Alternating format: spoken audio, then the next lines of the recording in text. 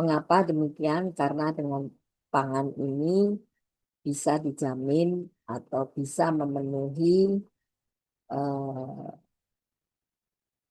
kebutuhan pangan yang menunjang kesehatan dan kenyamanan saat dikonsumsi. Nah, di Indonesia itu dikenal adanya Undang-Undang tentang Pangan, yaitu nomor 18 tahun 2012, yang mana di situ disebutkan pangan merupakan segala sesuatu yang berasal dari sumber hayati, dari produk pertanian, perkebunan, kehutanan, perikanan, peternakan, perairan, dan air, baik yang sudah diolah maupun yang masih eh, mentah, ya, tidak diolah, yang diperuntukkan sebagai makanan atau minuman bagi konsumsi manusia. Jadi di sini termasuk bahan tambahan pangan, bahan baku pangan, serta bahan lainnya yang digunakan dalam proses penyiapan, pengolahan, serta pembuatan makanan ataupun minuman. Jadi, nah, sedangkan keamanan pangan itu sendiri apa? Menurut Undang-Undang Nomor 18 Tahun 2012, di situ disebut kondisi dan upaya yang diperlukan untuk mencegah pangan dari kemungkinan cemaran biologis, kimia, dan benda lain yang dapat mengganggu, merugikan, serta membahayakan kesehatan manusia dan tidak bertentangan dengan agama, keyakinan, dan budaya masyarakat sehingga aman untuk dikonsumsi. Mengapa demikian? Jadi Undang-Undang Pangan 2012 itu sudah disesuaikan juga karena harus sesuai eh, dengan eh, tidak bertentangan dengan agama, di mana Indonesia ini adalah mayoritas Muslim, maka halal adalah juga yang dituntut dari keamanan pangan tersebut.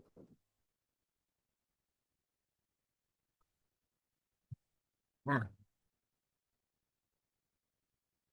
di dalam keamanan pangan dijamin atau setidaknya dapat terjamin bahwa setelah mengkonsumsi itu apa namanya, pangan yang dikonsumsi itu tidak mengandung bahaya, ya. Nah, oleh karena itu dalam penyediaannya dilakukan tindakan untuk pencegahannya. Ya, sehingga dikatakan di sini safety, keamanan itu yang utama, ya, bagi konsumer pengawasannya oleh public health dan penyediaannya oleh industri. Di mana di sini industri itu bisa dari eh, apa namanya, private atau peternak, bisa juga dari industri yang besar, ya, yang sudah melakukan pengolahan dan pengawasan yang lebih cepat. Nah, di dalam keamanan pangan dikenal juga bahaya-bahaya yang bisa ditemukan di dalam makanan, yaitu apa sebetulnya hazard atau bahaya yang ada di dalam pangan, yaitu any biological, chemical, or physical, semua bahaya dalam bentuk biologis, kimiawi, dan fisikal yang bisa ditemukan di dalam makanan yang dapat menyebabkan sakit ataupun luka pada orang yang mengkonsumsi. Adapun bahaya di dalam makanan ini bisa terdapat pada semua titik tahapan di mana makanan itu diproduksi. Ya. Jadi from farm to fork.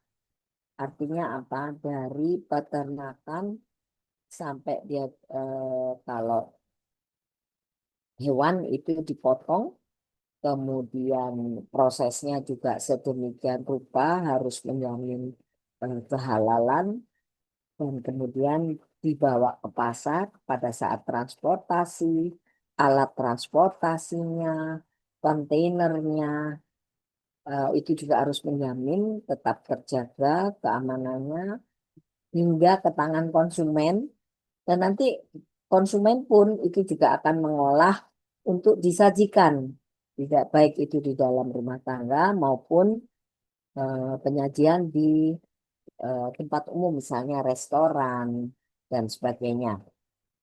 Oleh karena itu disebut bukan hanya from farm to table but from farm to fork ya sampai siap untuk dikonsumsi.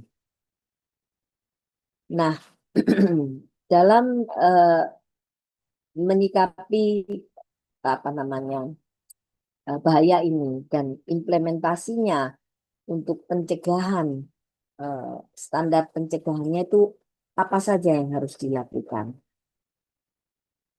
Sebentar ya.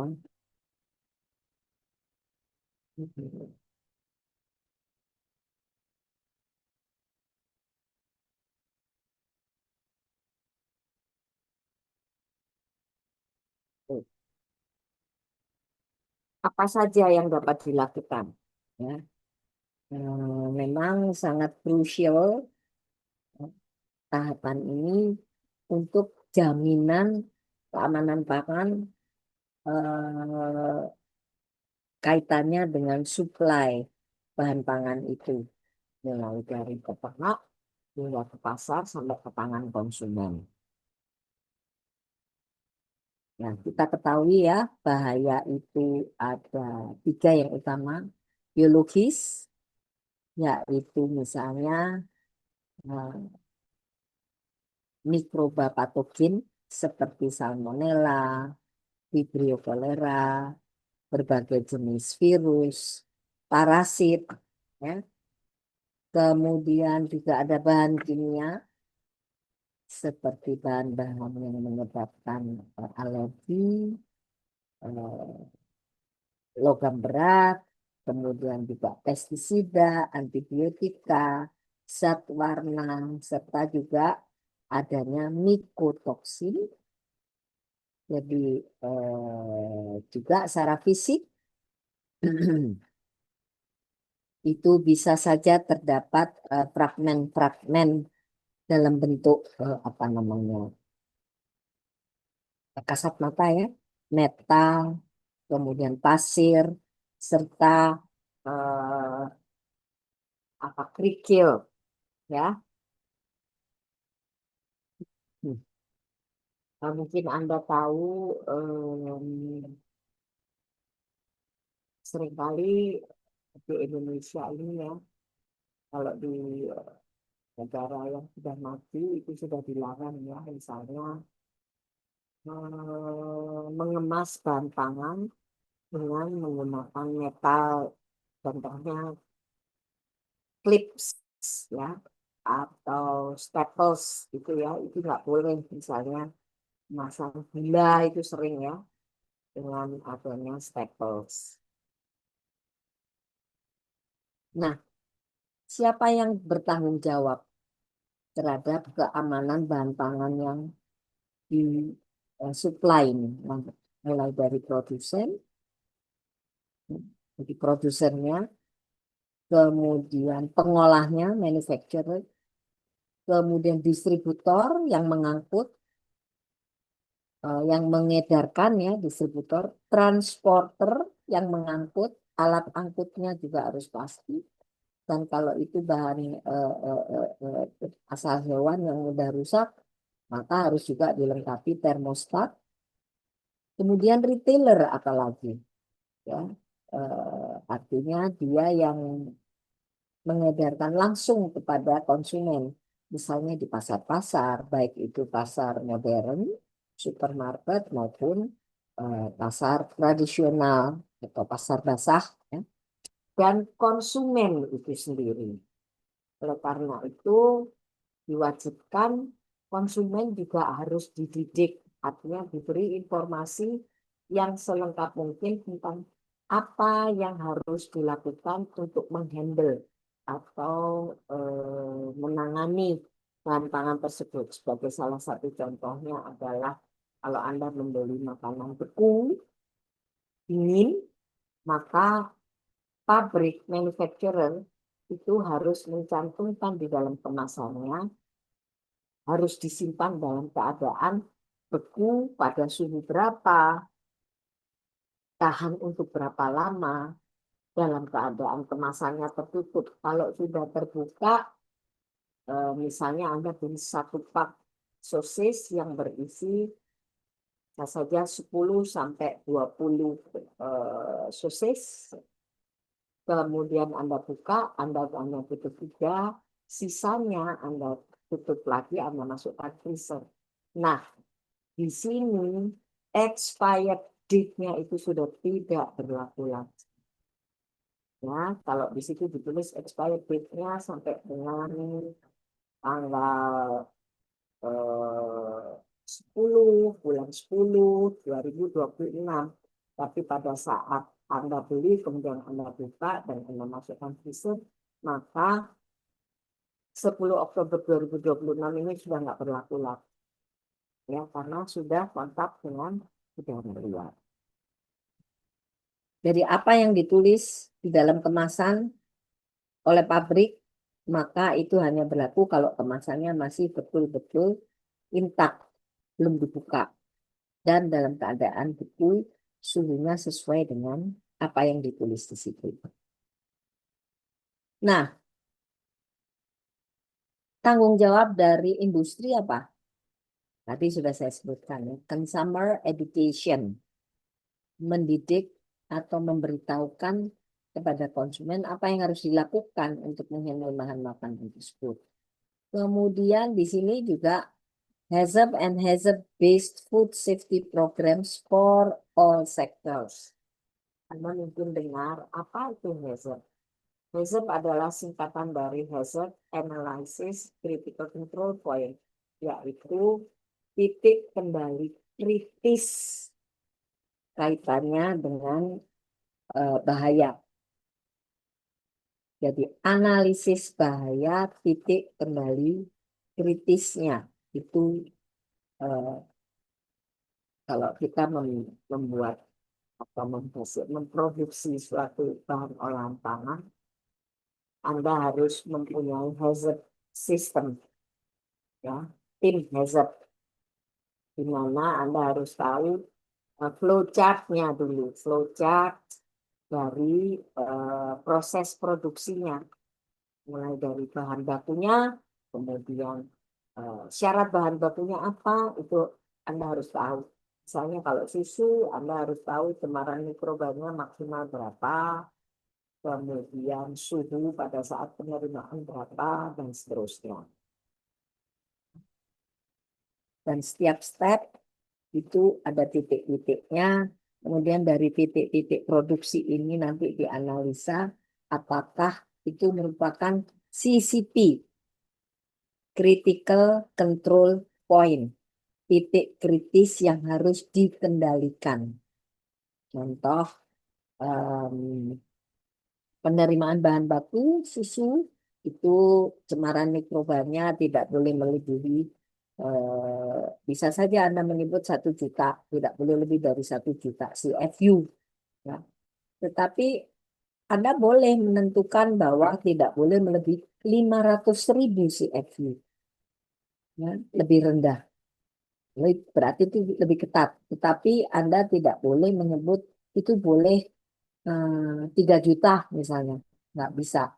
Karena misalnya pengawasan atau apa namanya undang-undang pangan khususnya dalam hal kaitannya dengan bahan baku susu itu sudah ada tertentu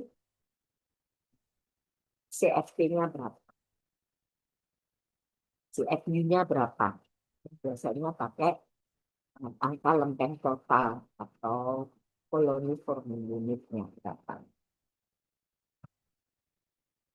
Nah, kalau begitu apa itu hazard? Tadi sudah saya singgung. Hazard Analysis Critical Control Point, yaitu adalah suatu manajemen sistem tentang pengawasan keamanan. Ada 3 pertanyaan yang bisa digunakan untuk menuntun tentang apa yang harus dilakukan di dalam hazard ini. What hazards can enter the product?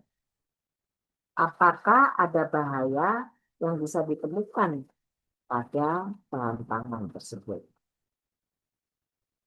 Kalau ada, pada poin di mana bahaya itu bisa timbul atau bisa masuk dalam proses pengolahan pangannya. Dan kalau begitu, how can we control it or eliminate these hazards? So, what, where, and how dalam pelaksanaan kita mengawasi atau menjalankan sistem hazard ini sangat-sangat penting. Utamanya kita buat dulu flowchart-nya, kemudian dari flowchart itu di titik-titik itu kita bisa membuat suatu apa namanya, questions ya pada setiap titik. What hazard can enter this product in this level, in this step. So, kalau di dalam step itu bisa masuk, itu where do this hazard occur? Misalnya tadi itu bahan bakunya suhunya harus tertentu, angka lempeng totalnya harus tertentu, maksimum, ya. Apakah bisa terjadi angka lempeng total sampai di atas dari persyaratan? Bisa saja. Mungkin kalau suhunya tidak dikendalikan dalam suhu rendah, maka dia mikroba yang ada di situ akan berkembang biak. Kapan masuknya mikrobanya? Karena mikroba bisa terbawa oleh udara, maka di dalam proses mulai pengerahan susu sampai dibawa ke koperasi dan seterusnya. Jadi titik-titik mana yang kira-kira bisa membuat bahaya peningkatan jumlah mikrobanya.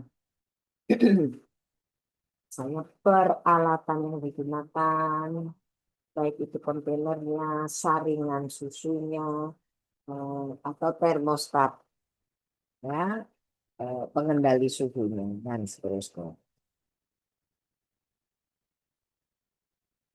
Balik lagi. So, what is hazard? Hazard Analysis Critical Control Point, yaitu suatu alat untuk melakukan manajemen for producing safest food possible. Bagaimana kita bisa memproduksi bahan pangan seaman mungkin. Hazard ini dikembangkan oleh Pillsbury and NASA pada tahun 59, yaitu bertujuan untuk mencegah terjadinya kasus penyakit di aerospace atau di pesawat ulang-alik yang digunakan mengangkut astronot. Nah, oleh karena itu semua bahan yang dibawa oleh astronot itu harus dipastikan dicegah terhadap adanya 3 bahaya tadi, ya, biologis, kimiawi, dan fisik.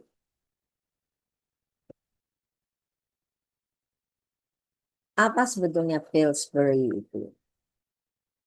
Yaitu dikembangkan oleh Dr. Henry Bowman at Pillsbury in 1960s. Ya, 1959 lah tepatnya. Sebagai bagian dari Space Program. Program ruang angkasa Amerika. Sebagaimana kita ketahui, sulit ya untuk mendapatkan perhatian terhadap kondisi medis dari astronot di ruang pesawat ulang-alik itu pada saat mereka jauh di ruang angkasa ya. Oleh karena itu NASA menanyakan kepada Pillsbury untuk mengembangkan suatu program yang dapat dipakai sebagai garansi bahwa pangan yang dibawa oleh astronot itu safe ya, karena mereka membawa makanan mulai dari darat dan jumlahnya itu juga sesuai dengan berapa lama dia akan berada di ruang angkasa. Nah, so HACCP di sini berdasarkan konsep dari Pillsbury itu setidaknya close to 100%, hampir 100% menjamin as possible, assurance as possible, sedekat mungkin ya, bahwa produk makanan itu tidak terkontaminasi mikroba patogen. Oleh karena itu, untuk melakukan itu, mereka membuat suatu determinan apa saja yang diperlukan untuk membangun keamanan dari produk tersebut, ya, dalam hal mengontrol raw materialsnya, mulai dari bahan baku, kemudian environment, lingkungan di mana bahan baku itu panen dan ditangani, serta orang-orang yang terlibat dalam penyediaan pangan dalam sistem tersebut.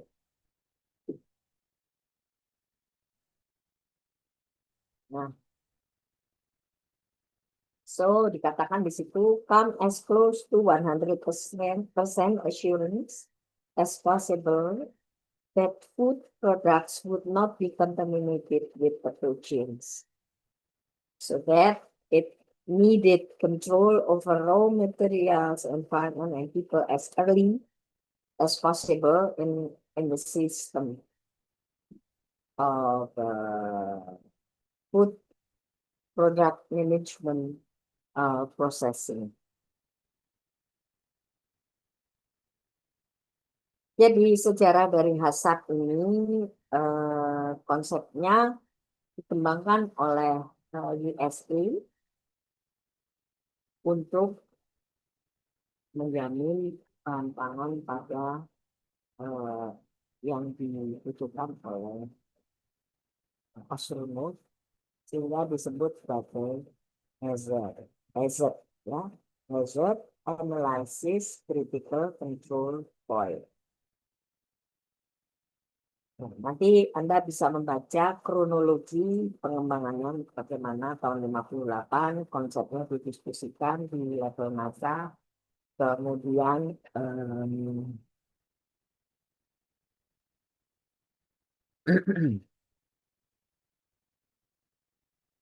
kemudian tahun 59 dikembangkan lagi HACCP konsepnya untuk jaminan 100% safety of food to be used in space. Ya, itu tahun 1959. Kemudian tahun 71 HACCP system dipublikasikan dan didokumentasikan di Amerika. Kemudian tahun 85 National Academy of Science, NAS, merekomendasikan penggunaan sistem tersebut. Dan setelah itu worldwide dunia akhirnya menggunakan juga sistem hazard ini, ya, sebagaimana disetujui oleh FAO, WHO, yaitu oleh tim Codex Alimentarius yang mensitasi the system in the Codex. Sehingga akhirnya hazard ini digunakan sebagai pengawasan keamanan pangan dari berbagai produk penyediaan pangan, mulai dari level yang paling sederhana sampai ke, apalagi kalau itu sudah menyangkut level yang produksi.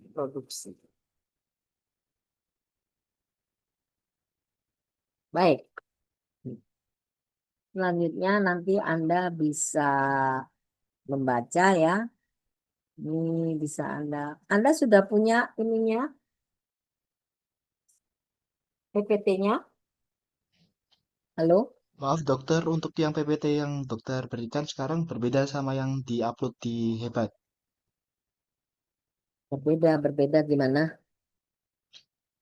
Jadi yang diupload sama dokter Dian berbeda versi sama yang dokter Soleh punya. Yang dokter punya kami belum punya. Yang ada di Anda apa? Hazardnya itu sendiri atau tentang bahaya makanan saja? Ada keamanan pangan, kemudian bahaya biologis, fisik dan kimia. Ya, ini introduction yang saya berikan. Nanti saya akan singgung juga tentang keamanan pangannya. Jadi itu dasarnya adalah hazard memang.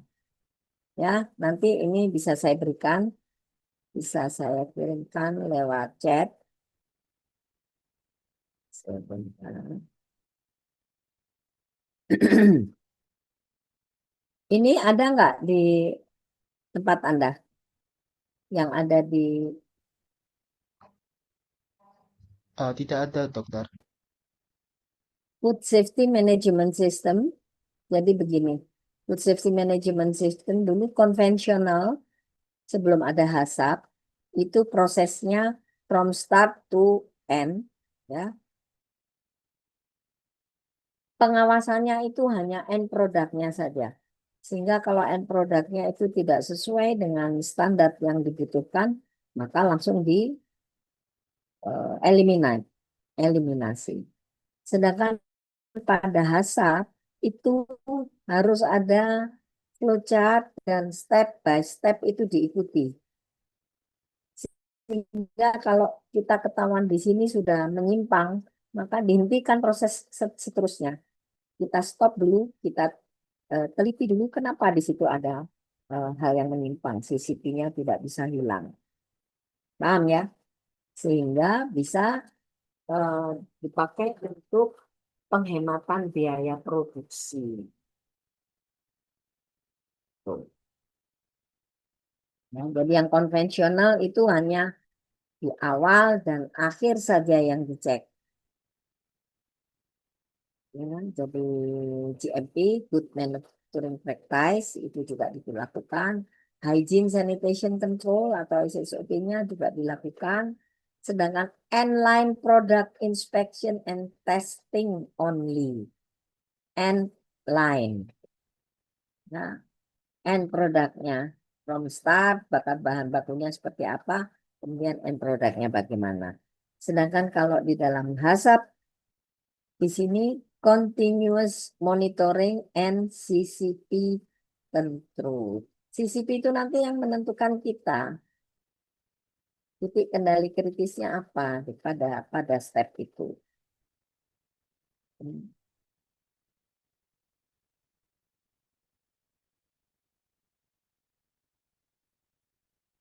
Nah, walaupun harus detail, tetapi dengan HACCP ini dikatakan lebih sederhana karena apa?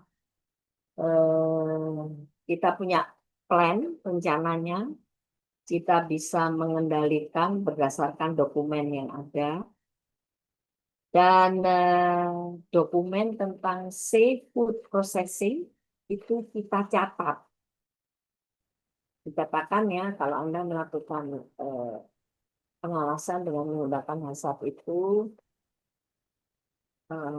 write what you do and do what you write. Jadi tulis apa yang Anda lakukan dan lakukan apa yang Anda tulis. Apa yang sudah Anda tulis itu Anda lakukan. Contoh flowchartnya seperti ini, step by step seperti ini, pengawasan. Well. Yes, what is it?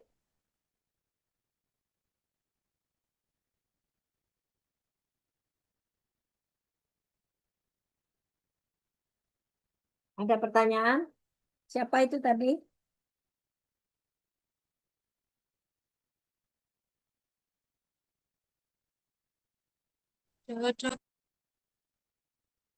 Oke. Baik. Selanjutnya, dalam sistem HACCP itu berdasarkan scientific ya. Utamanya kalau itu pengawasan tentang mikro yang patogen, kemudian bahan kimia yang berbahaya, juga cemaran fisik ya. Di sini dikatakan stepwise proses. Maksudnya apa?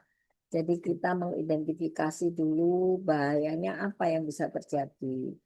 Kemudian install preventive measures-nya. Kita pendekatan pencegahannya itu kita siapkan untuk mengeliminasi atau setidaknya mengurangi bahaya yang diperkirakan dapat terjadi pada makanan. Dan setelah itu proaktif rather than reactive. Artinya apa? Sebelum terjadi bahaya kita sudah melakukan action. Tidak menunggu sampai ada ditemukan bahaya baru melakukan reaksi. Ya. Dan yang terpenting adalah risk based, berdasarkan risiko terbesar kemungkinan apa yang terjadi. Dan dikatakan HACCP itu doesn't rely on end product testing. Tidak hanya berdasarkan end product testingnya saja, tetapi diikuti flowchart-nya.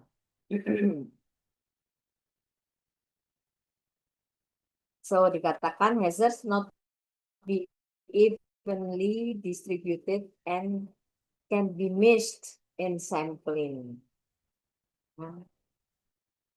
Need to test large quantities ya supaya kita dapat mendeteksi ada tidaknya bahaya. Kemudian juga produk itu juga membutuhkan untuk kalau sudah terdeteksi ada bahaya maka produknya harus dimusnahkan.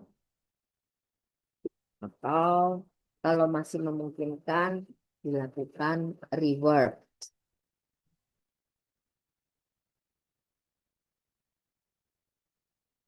Nah, pada HACCP starts from the beginning of the process. Mulai penerimaan bahan baku, penerimaan bahan-bahan tambahan, misalnya bumbu-bumbu ya, sampai ke packagingnya. Dan bahkan dikatakan through process steps ya. Diikuti step-stepnya itu selama prosesnya berlangsung sampai final product and shipping bahkan. Final product, packaging, and shipping. Sampai dikirim ke pemesannya siapa. Kemudian beberapa persyaratan program yang dibutuhkan adalah cleaning, proses pembersihan, kebersihan alat, lokasi, ya. Pest control, karena apa? Kalau dalam hal processing makanan itu pest control ini penting karena apa? Rodensia kecil tuh ada di mana-mana, juga insekta, lalat dan sebagainya. Ya. Dan oleh karena itu perlu juga training. Ya, kita ambil contoh saja proses gizi nasional itu ya, makanan bergizi nasional (MBG). Kasusnya kan banyak ya, karena apa? Justru prinsip penting hazard atau food safety itu tidak dijalankan.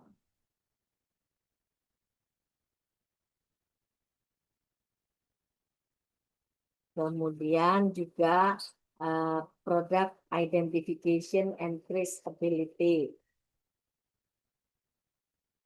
Identifikasi produknya dan penelusuran terbalik. Misalnya nanti ada komplain dari konsumen bahwa oh ini kok makanannya busuk misalnya ya.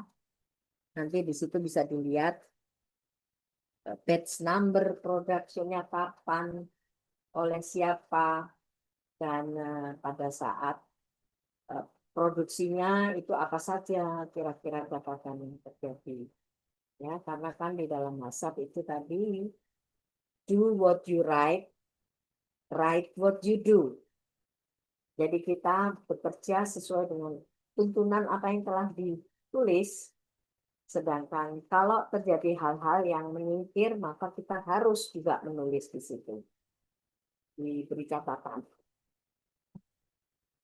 Nah, selain itu, good manufacturing practices, kemudian standar sanitation, operational procedure atau SSOP, serta code of practice-nya apa. Di situ harus ada, jadi misalnya dicek oleh tim SSOP dan sebagainya. Harus ada tanda tangannya di setiap poin. Nah, dikatakan sebelum hazab ini dibentuk, maka mutlak prerequisite program, ya, program dasar yang harus dilaksanakan yaitu GMP dan SSOP.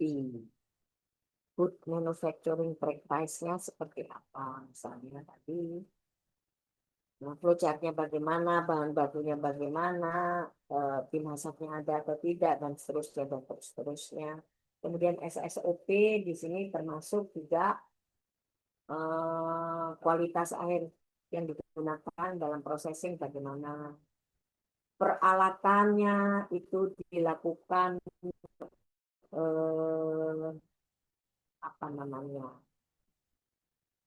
pemeriksaan enggak ya, dikalibrasi, timbangan, termostat, kemudian pengukuran suhu air, kemudian juga semua peralatan yang digunakan itu harus rutin dikalibrasi. Kalibrasinya pun juga dilakukan oleh orang yang berkompeten atau juga suatu perusahaan yang memang punya kompetensi sesuai dengan kemampuannya. Misalnya dia mengecek timbangannya masih berfungsi bagus, dia mempunyai kompetensi itu. Nah, di dalam hazard ini ada 7 prinsip hazard. Yang pertama, hazard analysis-nya untuk melakukan pendekatan pencegahan. Ya. Identify critical control points. Jadi dengan kita membuat flowchart, itu nanti kita bisa menganalisa poin-poinnya, itu CCP atau bukan. Kemudian establish critical limits-nya. Artinya kalau di situ dilakukan pengukuran, misalnya angka lempeng total tadi, ya, misalnya kualitas air yang digunakan tidak boleh mengandung apa saja, atau juga rutin dilakukan pengecekan secara mikrobiologis, ya, pencemaran yang kira-kira ada di dalam air yang digunakan perusahaan tersebut. Monitoring procedures. Jadi setiap step itu ada catatannya untuk memonitor. Kemudian initiate corrective action. Menginisiasi corrective actionnya apa? Misalnya kalau tiba-tiba ditemukan suhu airnya tidak sesuai untuk mencuci pisau yang digunakan untuk mengiris, untuk mensterilkan pisaunya, apa yang harus dilakukan? Initiate corrective actionnya. Jadi di situ sudah ada catatannya. Kalau suhunya drop sekian, maka harus secepatnya dipanaskan dan sebagainya misalnya. Kemudian juga inspection prosedurnya apa saja yang harus dilakukan. Dan seterusnya, termasuk filling and record keeping procedures. Ya, mencatat berita acara pada setiap step dan setiap waktu produksi. Filling and record keeping procedures. Jadi sudah ada formulir yang harus diisi untuk recording.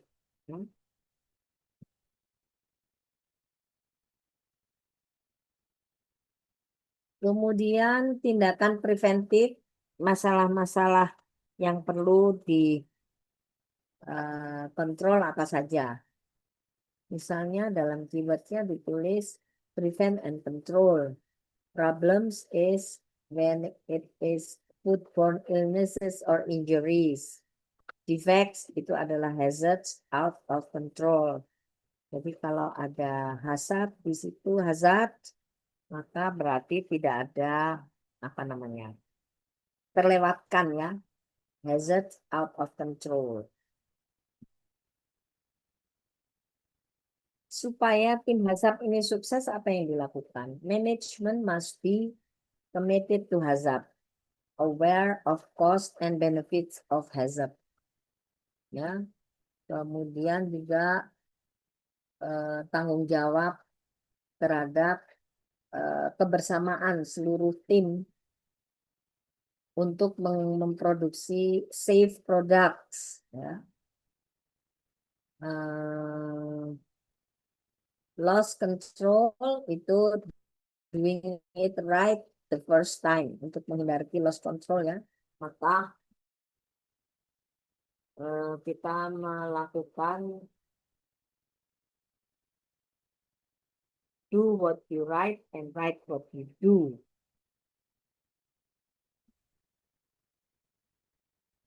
Okay.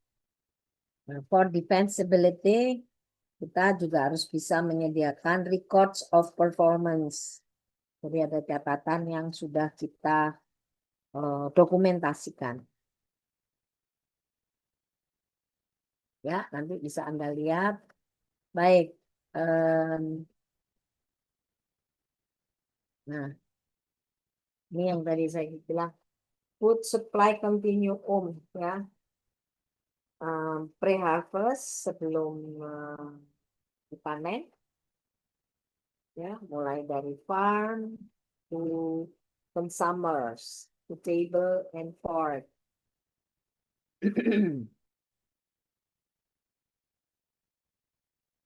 Jadi saya ulangi lagi ya, masa program itu dibangun berdasarkan regulasi dan guidelines. SSOP, GMP-nya seperti apa, dan employee training. Pegawai itu harus juga diberikan pelatihan secara kontinu. Karena orang kalau bekerja terus-menerus pada satu step titik tertentu, maka nanti bisa jadi bosan, jenuh, sehingga dia tidak pengawasannya menjadi lengah ya, dan terlewatkan bahayanya. Nah, dalam membangun HACCP, sistem company commitments to food safety itu penting.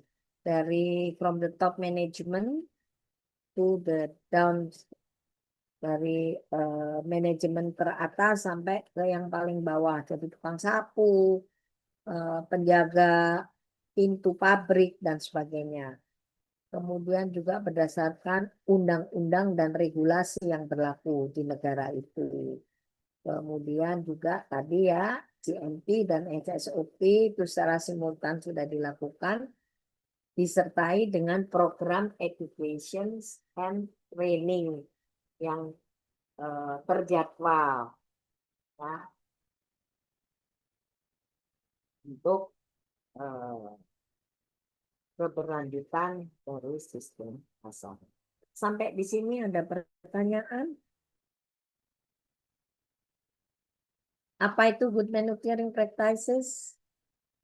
Termasuk di sini adalah pembukuan tentang fasilitas pabriknya apa, peralatan yang digunakan apa, maintenance dari peralatannya seperti apa, misalnya kalibrasi dari timbangan dan sebagainya.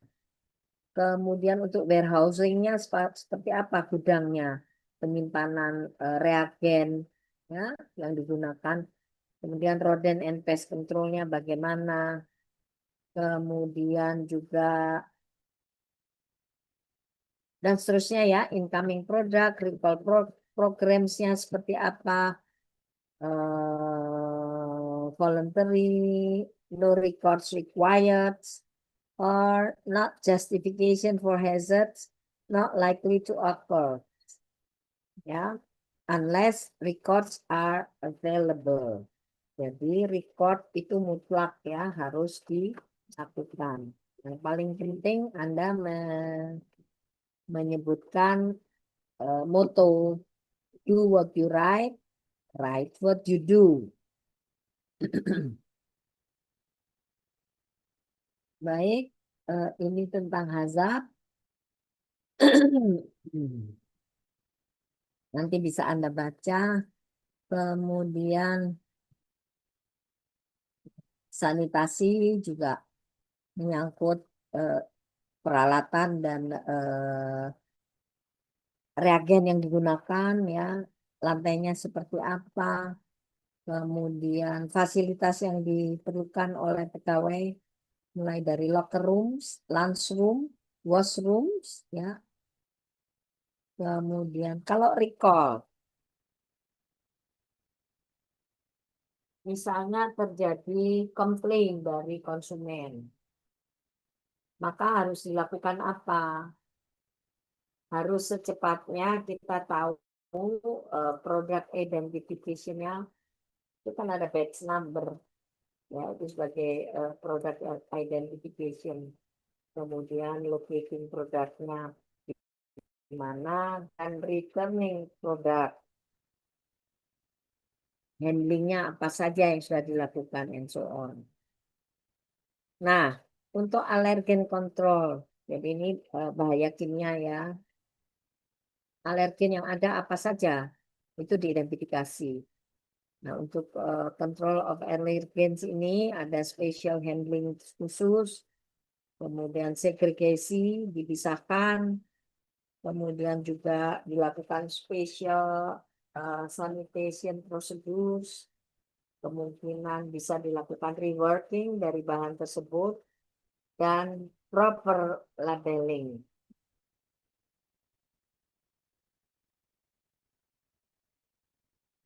Ya, kalau ini standar ya, supplier quality assurance-nya, vendor approval process, kemudian product specification, dan inspect of incoming materials.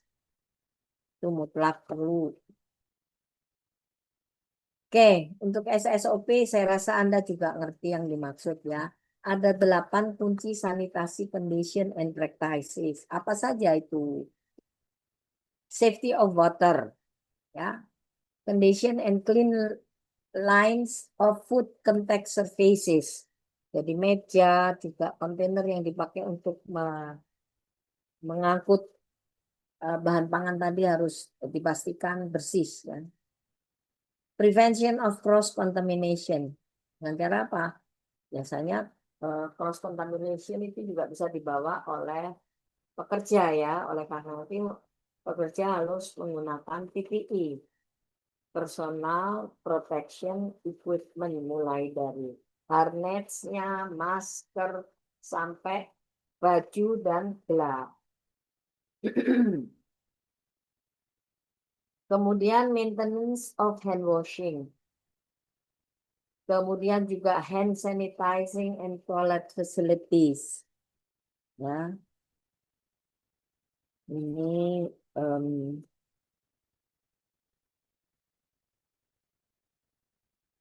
hand sanitizing and toilet facilities, di situ harus tertulis ya bagaimana cara mensanitasi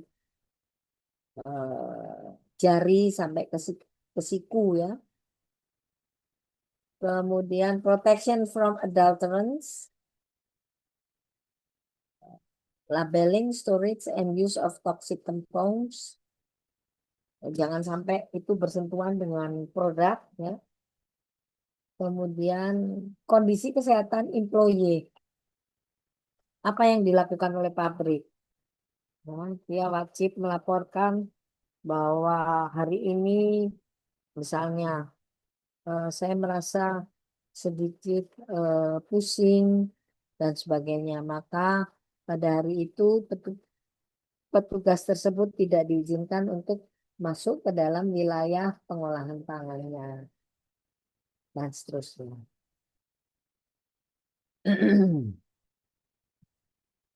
Dan exclusion of pest.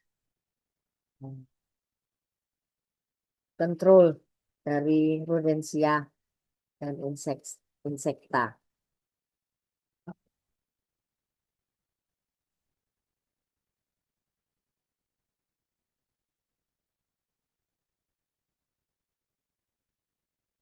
So, is there any question? Any question? Nanti Anda juga harus diminta juga membuat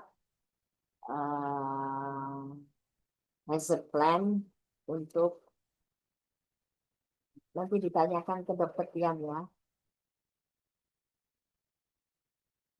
Produk apa saja yang akan biasanya nanti tiap kelas itu dibagi beberapa grup, kelompok, kemudian berandai-andai untuk menghasilkan suatu produk. So, remember food safety. Ini adalah hazards and control-nya. Misalnya pathogenic bacteria, microbial growth of pathogenic bacteria in meat, histamine, and so on. Control measures-nya apa saja? Misalnya dengan use potable water, monitoring chlorine levels-nya, kemudian juga time and temperatures, itu perlu juga dikendalikan. Ya, juga untuk personal hygiene and cleaning programnya bagaimana supaya patogenik bakterial itu tidak terjadi cross kontaminasi ke bahan pangan dan good handling practices.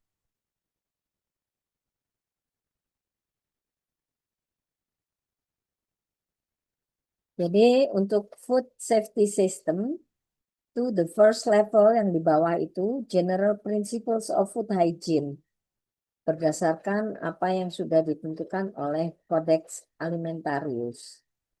The second level is GMP, Good Manufacturing Practices, GHP, Good Handling Practices, and SSOP.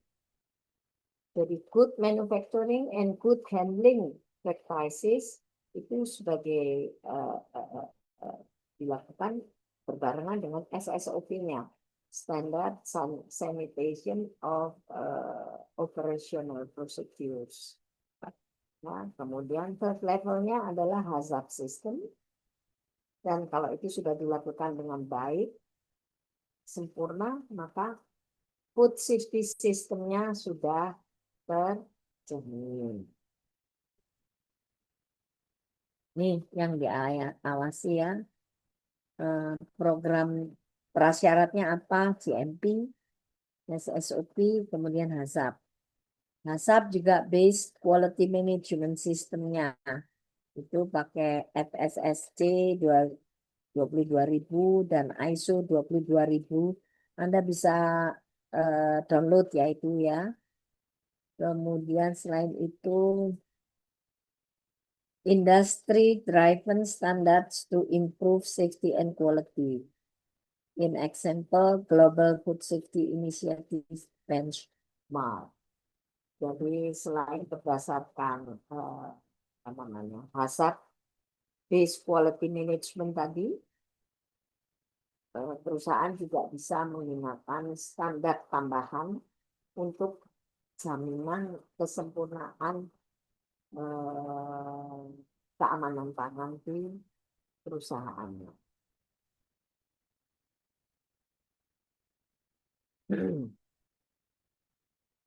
Baik, itu yang bisa saya berikan. Saya akan berikan juga di sini untuk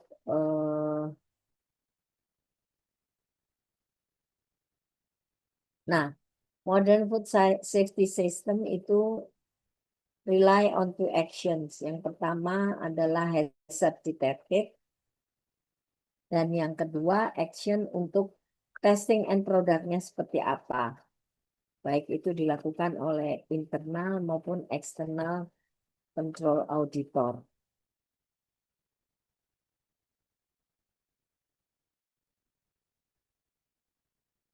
Nih, kontaminasi bisa terjadi pada titik mana saja.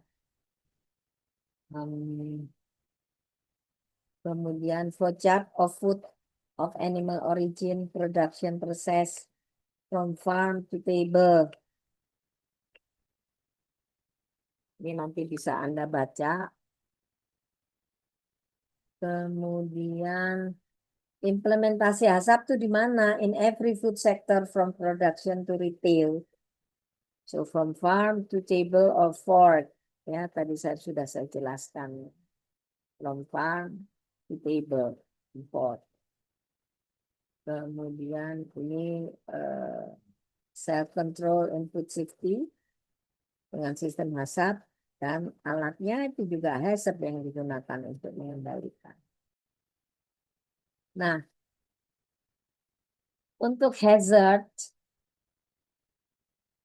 biological, chemical, and physical agent in a food with the potential to cause an adverse health effect. Ya. Saat ini yang diketahui tentang hazard itu ada biological, ada chemical. Biological itu lebih ke arah mikroba atau makhluk hidup ya, yang mikro.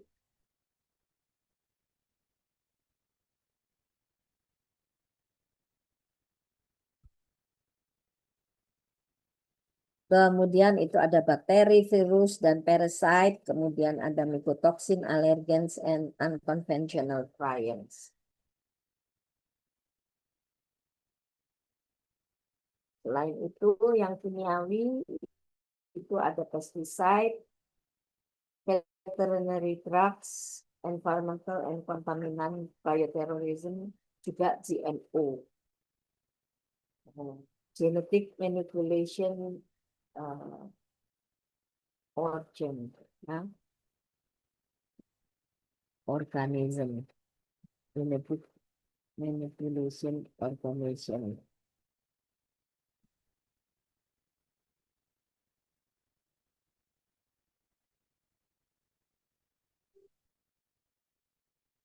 Bentar ya, ini saya dapat telepon. Ini harus, bentar ya.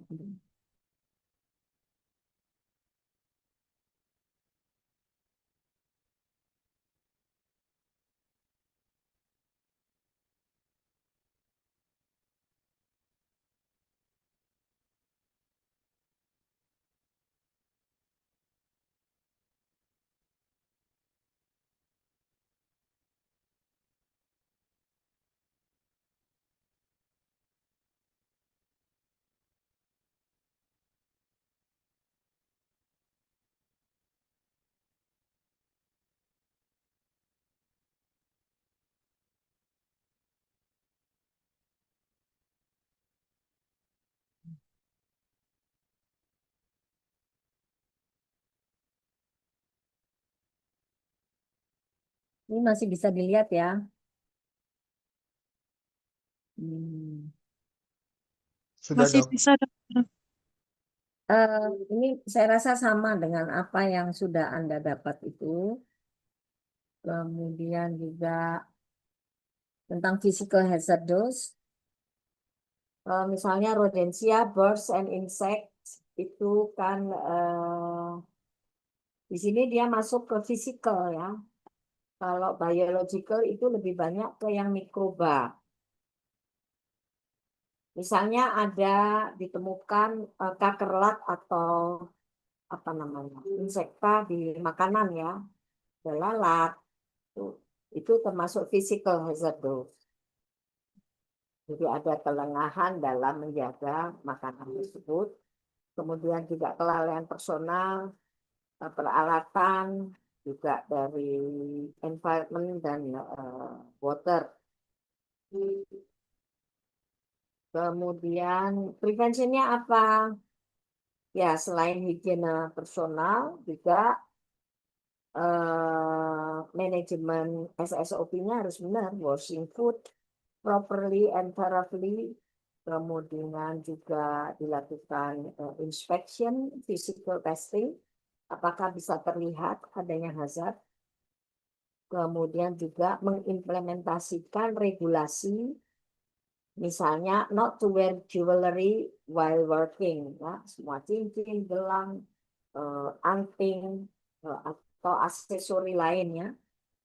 Kemudian juga training for workers dan juga menerapkan GMP and SSOP. Kemudian beberapa contoh of international food safety hazard. Misalnya di Guatemala pernah ditemukan Cyclospora pada raspberry ekspor di US, yang diekspor ke US ya dan Kanada. Kemudian BSE di UK waktu itu ya. Dan adanya kontaminasi poultry feed by dioxin di Belgium juga di tahun 2009 itu dulu pernah juga dioksin pada produk pangan asal hewan di Jerman ya. Dan yang sekarang Indonesia ini kena nih ya, kontaminasi bahan radioaktif. Mungkin Anda mengikuti ya.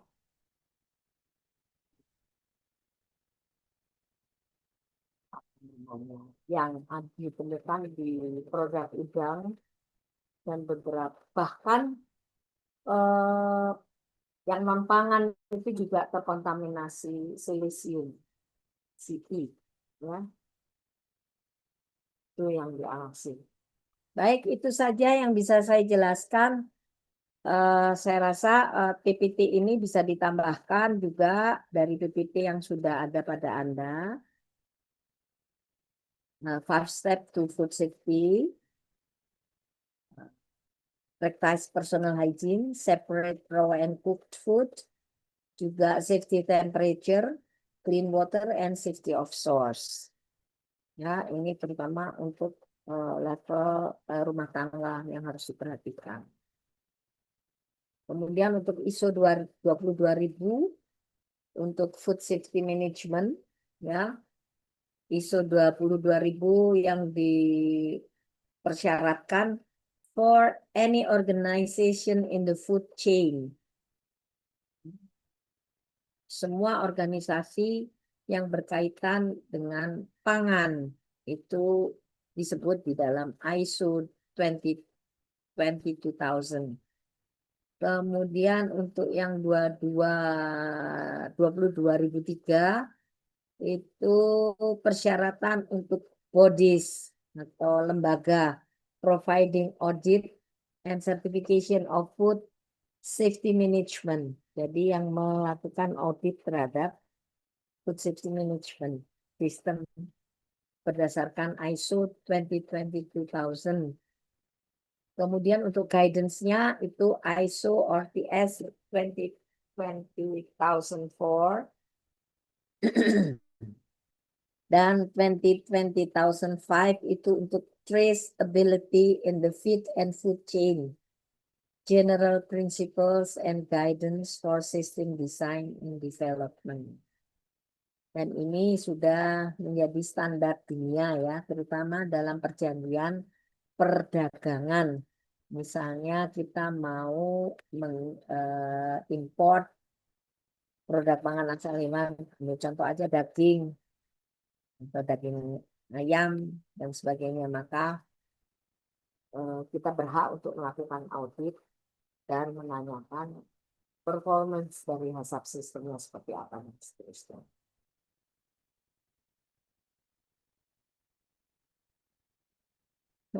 Intinya pada ISO 22000 itu secara spesifik itu misalnya menyebutkan how to carry out the hazard analysis, how to design the hazard plan, and how to design the prerequisite programs and how to decide which are operational prerequisite programs. Nah, itu dasarnya apa? Itu ada di ISO 22000. Dan ISO 22000 ini applicable to all organizations regardless of size which are involved in any aspects of food chain. Jadi semua organisasi yang berkaitan dengan pengawasan ya maupun produksi dari bahan pangan harus mengimplementasikan hal tersebut. Anda bisa lihat itu di website www.iso.org. Kemudian ini ada beberapa reference yang juga penting Anda baca. Nah, nanti bisa Anda baca. Dan is there any questions so far?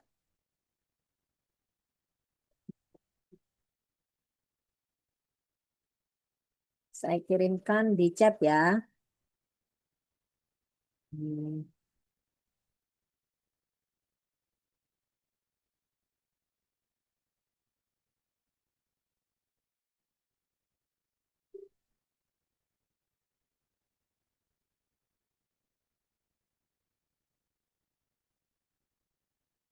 Ya, saya kirimkan di chat. Hmm.